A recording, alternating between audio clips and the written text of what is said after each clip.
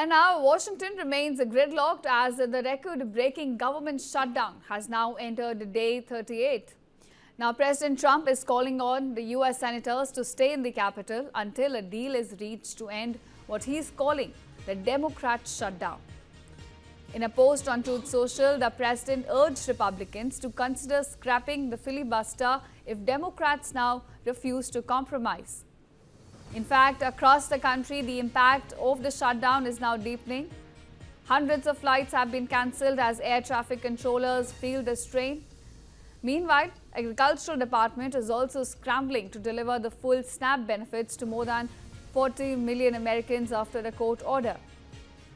With food insecurity also rising and paychecks still frozen for federal workers, at this point, there's no sign yet of a breakthrough. And now, this announcement coming in from the US President, where he's called on senators to stay in Washington, D.C. until a deal is reached. For millions of Americans, this card means food on the table, but the system has stopped working. It's like my lifeline, honestly, because I want to make sure that I'm feeding my child the appropriate foods as well as myself. An app on Mary's phone shows how much money she has on her card. Since President Trump shut down SNAP, she hasn't received any money this month. So you have nothing on there? No.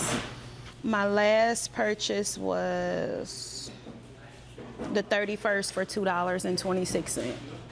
I try not to dwell too much on the numbers that I see because I know I still have to provide. But it's definitely a gut punch when I look and see no prediction on there, no amount on there. So. The Supplemental Nutrition Assistance Program, or SNAP, helps more than 430,000 people here in the state of Minnesota. Nationwide, 41 million Americans depend on it. SNAP participants get $6.30 a day in Minnesota. I want to find out what one can buy for that in a local supermarket. So that would be roughly what I could get for $6. Without SNAP benefits, more and more people rely on food banks.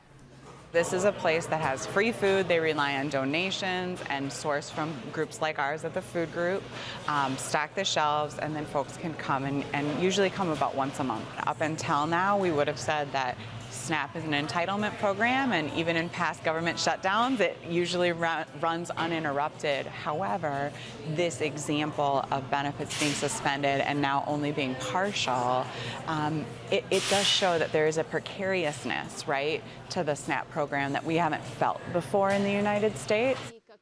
Valentina moved to the US from Moldova 2 years ago with her husband and 5 children. One daughter is autistic and has Jackson syndrome. Her husband makes $4,000 a month, which is not enough to get by without SNAP. But I have one question.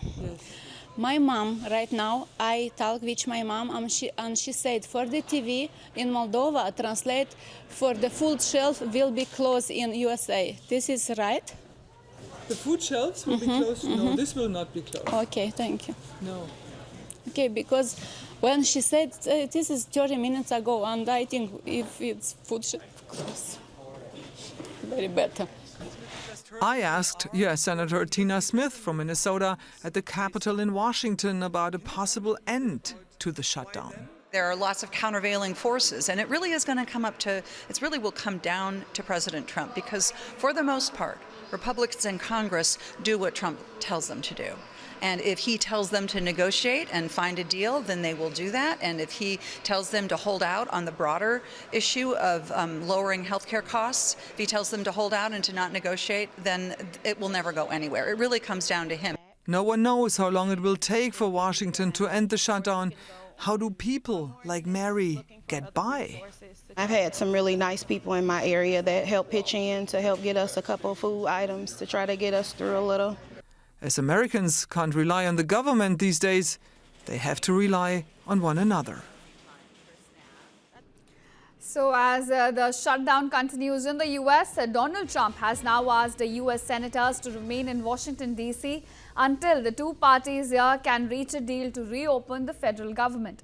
In fact, he said that the US Senate should not leave town until they have a deal to end the Democrat shutdown. This is the latest we're getting in a post that he put on Truth Social. Now, Trump also added that if they cannot reach a deal, then Senate Republicans should terminate the filibuster to pass a continuing resolution without Democratic support. Now, remember, Trump's statement comes after Senate Republicans have balked at a new Democratic proposal to end the shutdown that could include, in fact, extending expiring Affordable Care Act subsidies for 1 year. So that's the latest we're getting in as the shutdown in the US enters its day 38th. Donald Trump has now asked the senators to stay in town until they can reach a deal to end what he calls the